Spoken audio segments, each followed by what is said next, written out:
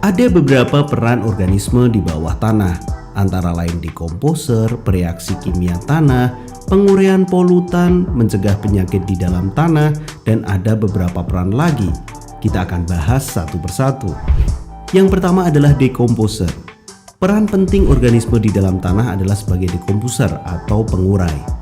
Organisme di dalam tanah dapat melakukan dekomposisi atau penguraian terhadap bahan-bahan organik yang berasal dari sisa makhluk hidup.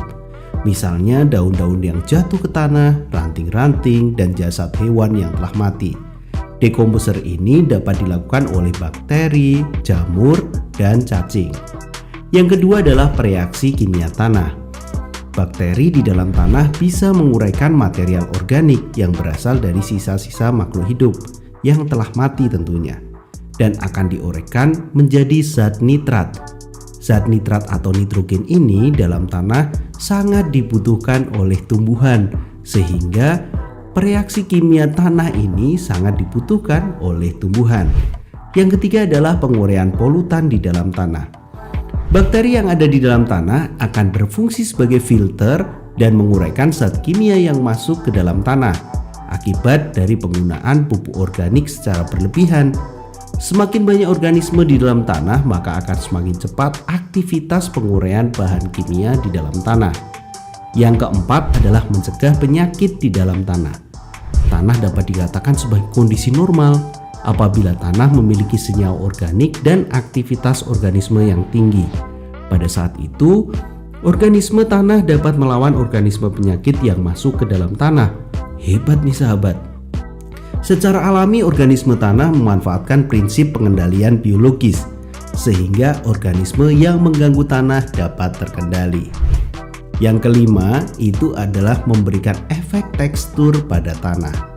Tanah dapat digolongkan menjadi beberapa jenis berdasarkan teksturnya, yaitu keadaan tingkat kehalusan tanah yang dipengaruhi oleh perbedaan komposisi kandungan pasir, debu, dan liat dalam tanah. Macam-macam tekstur tanah, misalnya tanah bertekstur halus atau tanah liat, tanah bertekstur sedang atau tanah lempung, dan tanah bertekstur kasar atau tanah pasir. Yang keenam atau yang terakhir nih, sebagai pengatur struktur tanah dan kegemburan tanah. Jadi peran organisme itu ada berbagai macam sahabat, tadi ada 6 nih. Nah, peran untuk kegemburan tanah ini sangat dipengaruhi oleh banyaknya organisme di dalam tanah itu sendiri. Hal ini dikarenakan organisme mampu membuat pori pada tanah yang berfungsi untuk menggemburkan atau menyuburkan tanah. Karena proses sirkulasi di dalam tanah yang menjadi lebih baik, akibatnya ada pori-pori ini. Kalau di video sebelumnya kita sudah membahas bahwa tanah berperan sebagai tempat tinggal makhluk hidup seperti bakteri dan yang lain. Kalau di sini kita sudah membahas bagaimana peran bakteri tersebut terhadap tanah, peran makhluk hidup tersebut terhadap tanah, entah itu organisme cacing, jamur, bakteri. Di sana adalah mendukung bagaimana tetap pelestarian tanahnya tetap terjaga. Cukup untuk video kali ini. Secara sederhana Mr. Klik sudah menjelaskan tentang peran organisme tanah.